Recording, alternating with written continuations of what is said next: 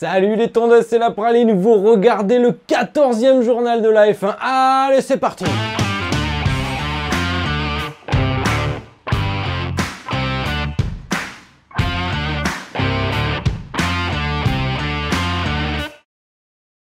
Au sommaire aujourd'hui, la 11e manche du championnat du monde de Formule 1, le Grand Prix du Red Bull Ring. C'est un circuit qu'on adore, c'est un circuit super, il s'y passe toujours plein de choses. Et ce week-end aussi, il s'y est passé plein de choses. Je commencerai par vous expliquer le format du week-end parce qu'on a eu le droit à une course sprint et c'est toujours un petit peu particulier, on fait le point là-dessus. Ensuite, on verra ce qui s'est passé pendant les qualifs et cette course sprint, pendant la course. Et enfin, on distribuera les bons et les mauvais points du week-end. Le format des week-ends avec une course sprint, c'est assez simple tout en étant assez compliqué. En réalité, et d'habitude, on a le droit à des séances d'essais libres, une séance de qualification qui détermine l'ordre de départ sur la grille de départ de la course, et la course. Voilà, ça c'est d'habitude. Ce week-end-là, à la place de la deuxième séance d'essais libres, on a une séance de pré-qualif, on va appeler ça comme ça, qui détermine l'ordre de départ pour la course sprint. Et en fait, la course sprint, qui est une course d'un tiers la distance de la course classique, c'est-à-dire 100 km au lieu de 300. Cette course-là, cette course sprint-là, elle fait office de qualification, tout simplement. Et l'ordre d'arrivée de la course sprint détermine l'ordre de départ de la course du dimanche. Ce week-end, on a beaucoup parlé des limites de la piste. Alors ça, on en a parlé, on en a reparlé, on a parlé quasiment que de ça. La piste, pour les puristes, c'est ce qu'il y a entre les deux bandes blanches. Maintenant, dans l'ère moderne, les vibreurs sont devenus de plus en plus plats et les pilotes ont tendance à exploiter vraiment le maximum de la piste et on a le droit à des débats, à des discussions, on a le droit à plein de choses. On pourrait se dire, mais laissons les pilotes faire, ils sont grands, ils se débrouillent. Regardez Sainz, par exemple, c'est un exemple parmi tant d'autres. Il passe la ligne, hein, on le voit à la caméra, et en même temps à la radio, il dit « Je vous promets, j'ai pas passé la ligne, j'ai été super propre, je vous promets ». Le mec, il promet, il signe, il vend sa mère, il vend qui il veut. À l'arrivée, il est sorti de ça. Alors c'est ça à 300 à l'heure, hein, enfin 280 à cet endroit-là, c'est rien du tout. Mais on peut pas faire confiance à quelqu'un qui est juge et partie à la fois. Lui, il est dans sa voiture et il veut pas qu'on supprime son temps. Parce que oui, sortir de la limite du tracé, ça supprime le temps autour. En phase de qualification, c'est très problématique. Et en course, on vous donne 3 avertissements. Le 4e, c'est 5 secondes de pénalité. C'est assez sévère. Mais cela dit, on vous donne déjà 3 avertissements avant de sévir. Ce qui n'est pas non plus complètement absurde. La vérité, c'est qu'à ce stade-là, il y a deux écoles qui s'affrontent. Une école qui dit « Mais vous emmerdez pas, mettez de l'herbe et du gravier partout, vous allez voir, si les mecs ils foutent la roue dehors, ça va vite les calmer. » C'est pas fou. Et de l'autre côté, on a ceux qui disent « Ouais, mais vous comprenez, la sécurité, c'est compliqué, c'est pas si simple que ça. » En fait, les deux ont raison. C'est-à-dire que d'un côté, si on met de l'herbe, c'est sûr que ça résout le problème direct. Hein. Là, il n'y a plus de soucis. Par contre, il faut pas oublier que la F1 actuelle, comparée à celle des années 80, qui est souvent la base dans nos esprits, on roule à peu près à 50, 60, 70 km/h plus vite en moyenne. En moyenne. C'est ouf comme ça va plus vite. Et les sorties de piste, elles sont beaucoup plus violentes et les risques sont beaucoup plus importants. La vérité aussi, c'est que nous, en tant que spectateurs, on comprend pas vraiment toujours ce qui se passe. On voit des voitures qui tournent fort sur un circuit, puis de temps en temps, bon, il y en a un, il prend 5 secondes là, comme ça. Tu fais, mais qu'est-ce qu'il a fait lui? Il a rien fait. En fait, si, il a fait ça de trop à chaque fois. La réalité, je vous le dis, pourquoi est-ce qu'on est confronté à ce problème maintenant? C'est très simple. Avant, à l'époque, les vibreurs étaient beaucoup plus hauts sur les grands prix, ça c'est d'accord. Le problème, c'est que les voitures sont devenues plus performantes et quelque part un peu plus fragiles. Pour leur permettre de rester toujours aussi performantes, on a diminué la taille des vibreurs. De cette façon, on a arrêté de casser des fonds plats, des triangles de direction, c'est du déjà vu. Et rien que la vibration sur les éléments de carbone pouvait casser et arracher des museaux avant et des ailerons arrière. Voilà pourquoi on a diminué la taille des vibreurs. Et le compromis, c'était, on vous diminue la taille des vibreurs, mais vous restez dans les lignes blanches. Et là, à l'heure actuelle, il y a une sorte de mutinerie de la part des pilotes qui, eux, disent « Mais attendez, moi, si je peux rouler là, ben, je vais rouler là. Vous avez qu'à remettre de l'herbe. » Ils leur mettent un défi. Chiche, remettez de l'herbe. Ils savent très bien que la FIA, la Formule 1 ne peut pas remettre de l'herbe à ces endroits-là puisque c'est pas sécurisant et c'est pas sécuritaire. Et ce serait probablement sur pas mal d'endroits un scandale aussi. Les pilotes, là, ils jouent un petit coup de poker menteur et c'est un petit peu déloyal de leur part. Et c'est ce que les instances essayent de faire respecter à coup de pénalité et voilà, de gentillesse. On va dire qu'ils y vont gentiment pour le moment. Cela ne remet pas en cause l'existence du Grand Prix ni son déroulé, heureusement, et on va passer tout de suite à la petite séance de qualif, donc la FP2 qui fait office de pré-qualif pour la course sprint. Les choses se sont passées assez normalement dans cette qualif jusqu'en Q3, et en Q3 on assiste à ça. On a Hamilton qui arrive, il sort du virage 6, il arrive au virage 7, il perd l'arrière et du coup il est obligé de contre-braquer, sauf que quand la voiture reprend du grip, Alors là, c'est tout droit dans les barrières. Il a le temps de faire pivoter un peu la voiture, mais il éclate sa Mercedes dans les barrières. C'est un gros coup dur pour Mercedes, surtout pour Hamilton qui était bien, il était en rythme, il était rapide jusqu'ici. Mais le pire, vous savez quoi? Une minute après, regardez ce qui se passe. Russell, il arrive au virage 9, avant-dernier virage, il attaque le virage 10, et là, la voiture, elle lui échappe complètement. Il fait un tête à queue, la même chose que son collègue, tout droit dans les barrières, les deux Mercedes pliés en moins d'une minute. Voilà, ça c'est fait, merci, cadeau, bonne journée, au revoir. Dans les stands Mercedes, une demi-heure après les qualifs, on serait cru dans un parc d'attractions Lego. Il y avait des morceaux partout, des pièces partout, des gars qui couraient dans tous les sens. C'était compliqué, mais bon, ils ont évidemment et heureusement réussi à remettre les voitures en état. Chapeau les mécanos, comme d'habitude, ce sont des héros de la Formule 1 aussi. Mais malgré tout, aïe aïe aïe, c'est dur parce qu'en plus, c'est pas le moment. Ils commencent un petit peu à se relever. C'est dommage, c'est dommage, c'est dommage. Est-ce qu'ils vont pouvoir se rattraper tout le long du week-end? C'est ce qu'on va voir. C'est Verstappen qui signe le meilleur temps dans ses pré-qualifs. Et au moment où il passe la ligne, il gagne avec un tout petit peu d'avance sur Leclerc. Vraiment, sur ce circuit très court, les avances sont réduites. Écoutez la clameur du public au moment où il passe la ligne. C'est de la folie pure, c'est impressionnant. Le Grand Prix ce week-end, il était orange. On n'est pas sur le Grand Prix natal de Verstappen, mais pour autant, les fans ont fait le déplacement en masse. Les tribunes sont orange, il y a plus de 100 000 t-shirts orange qui sont distribués. Il n'est pas orange le mien, hein, je vous fais ça pour vous montrer t-shirt. Hein. Il y a plus de 100 000 t-shirts orange qui sont distribués dans les gradins. C'est impressionnant, c'est beau, c'est magique. Et nous voilà samedi après-midi, à la place des qualifs, on va avoir le droit à une course sprint, une course de 100 km, un train de pneus, pas d'arrêt au stand, c'est vraiment un sprint. On part, on met le pied dedans jusqu'à l'arrivée et puis basta, salut. Regardez pendant le tour de formation à quel point les tribunes bouillonnent d'orange, il y a des fumigènes partout, ça crie, ça chante, c'est génial. Allez, on va passer au départ maintenant. Les voitures s'élancent, Verstappen défend l'intérieur face à Leclerc, il le défend bien, si bien que Sainz a l'occasion de s'infiltrer à l'extérieur sur Leclerc, ce qu'il fait. Ils s'approchent tous du virage numéro 3, la grosse épingle, on voit que Sainz laisse la place à Leclerc sans problème pour éviter toute collision. Au virage numéro 4, Verstappen est devant correctement et là c'est Leclerc qui attaque Sainz, il ne veut pas laisser sa chance s'en aller avec Verstappen qui s'en va devant. Il attaque Sainz et il le passe. Il y a eu une touchette à l'arrière, on va revoir ça tout de suite. Alors regardez à quel niveau ça se situe. C'est Gasly qui vient se rabattre sur Hamilton ou Hamilton qui se rabat sur Gasly, c'est un grand débat. Mais le résultat, il est sensiblement le même que la semaine dernière à Silverstone. Regardez en caméra embarquée ce que ça donne. Hamilton ne pouvait pas faire grand chose, il avait une voiture à gauche, une voiture à droite, l'étau qui se resserre.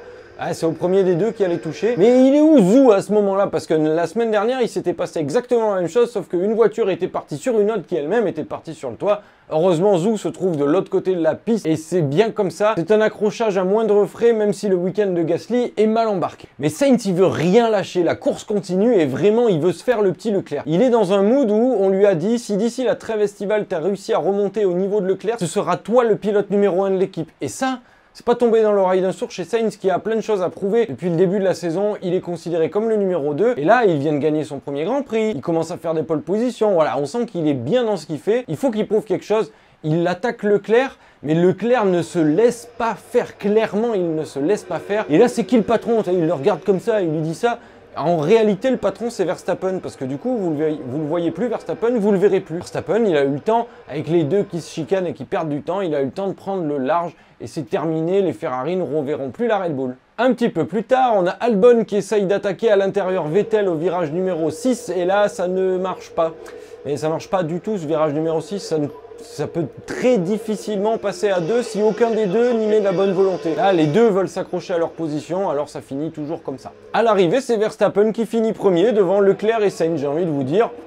Ça n'a pas changé le face du monde, ce Grand Prix sprint. Encore une fois, il ne s'y passe pas grand-chose. On distribue des points pour la course sprint, 8 points, 7 points, 6 points, 5 points, etc. Donc les 8 premiers prennent des points. Ça n'a rien d'exceptionnel. Verstappen prend 1 point de plus que Leclerc, qui prend 1 point de plus que Sainz. Est-ce qu'on n'aurait pas pu, à l'arrivée, se passer de cette course sprint? C'est la grande question qui est dans toutes les bouches à ce moment-là du week-end.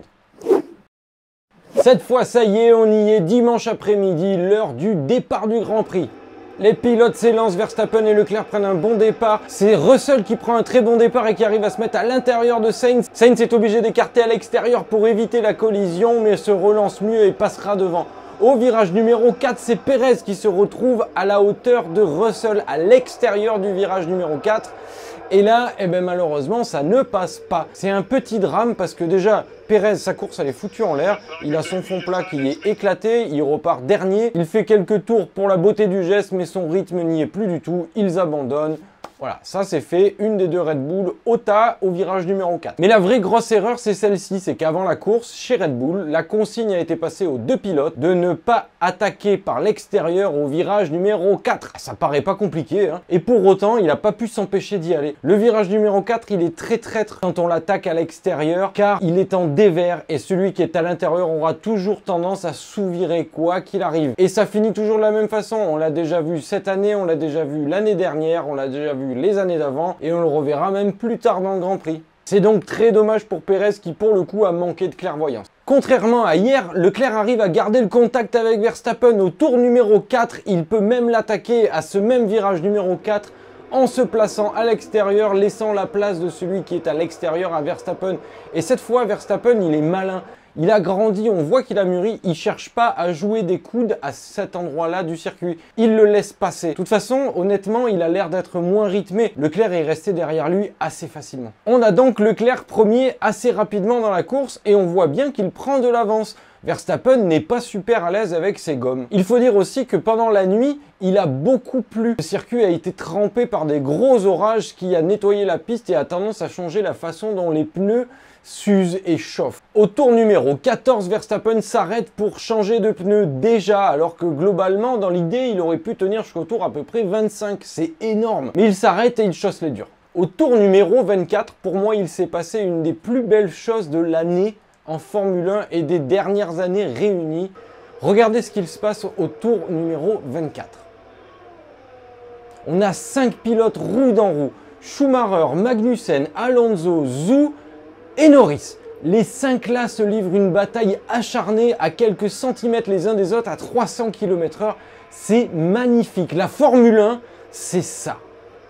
Ah, je me suis régalé à ce moment-là. C'était tellement beau de les voir faire. Tous ont fait preuve d'intelligence, se laissant plus ou moins la place, n'essayant pas d'être plus malin que celui d'à côté. Mais c'était un super moment de course. Bravo les gars. Au tour numéro 27, c'est à Leclerc de s'arrêter au stand. On voit que Verstappen reprend la tête, mais il la reprend de pas grand chose et surtout il a 13 tours déjà dans les pneus. Il n'aura fallu attendre que 6 tours pour que Leclerc recolle à Verstappen et il lui mette une deuxième attaque. C'est la deuxième fois que Leclerc double Verstappen pendant la course.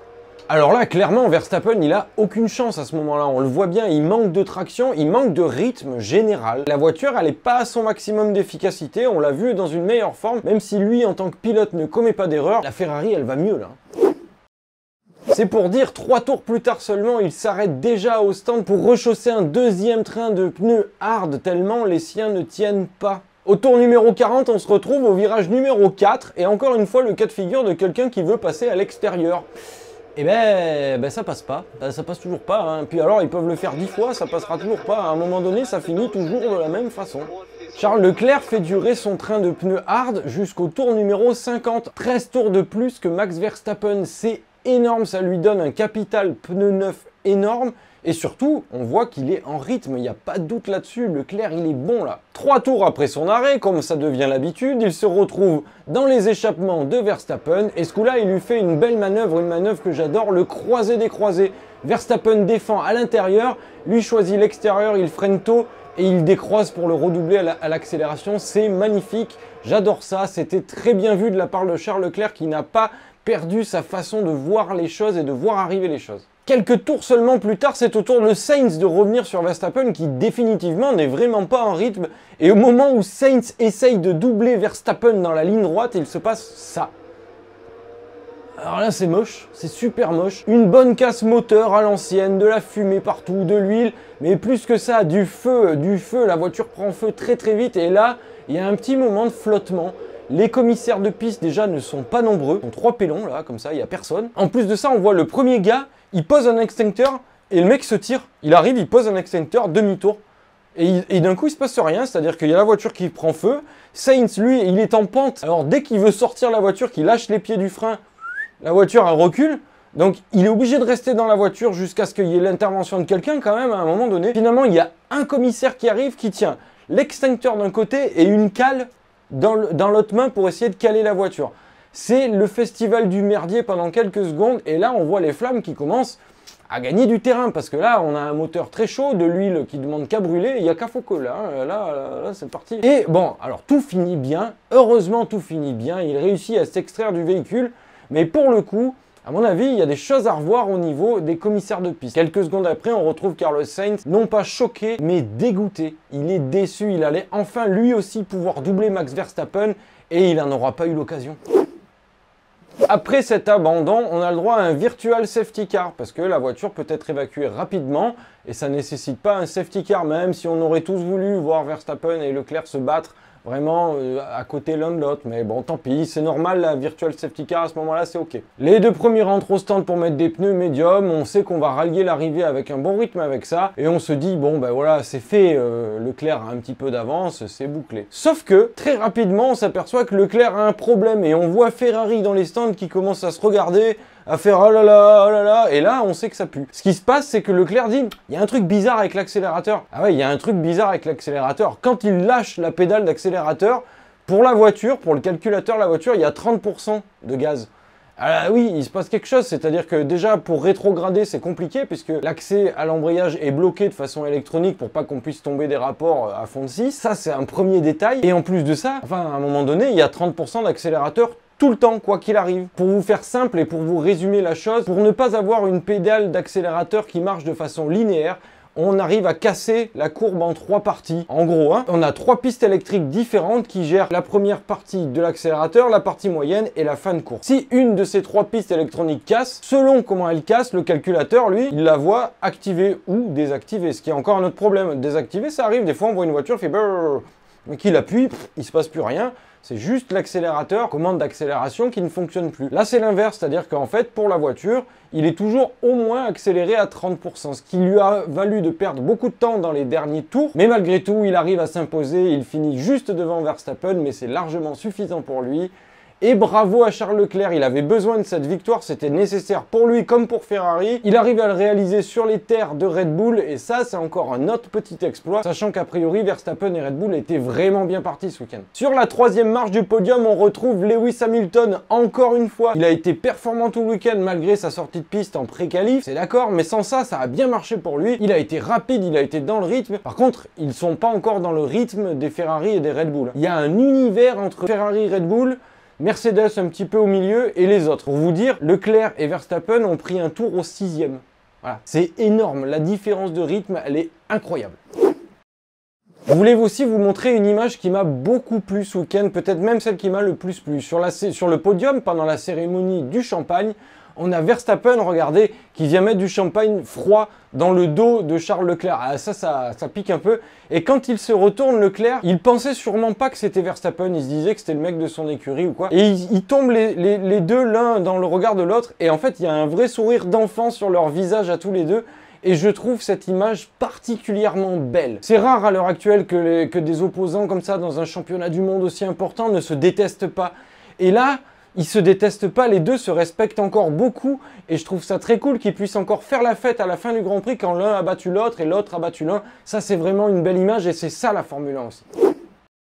Pour finir cette émission, je vais distribuer les bons points et les mauvais points. Le premier bon point, il ira à Charles Leclerc. Non pas parce qu'il a gagné, mais parce que sur le même Grand Prix, il a doublé 3 fois Verstappen. Et ça, il n'y en a pas beaucoup qui peuvent s'en vanter et qui peuvent le dire. Doubler 3 fois Verstappen en maîtrisant ce qu'on fait, c'est quelque chose de rare. Bravo à lui, c'était super.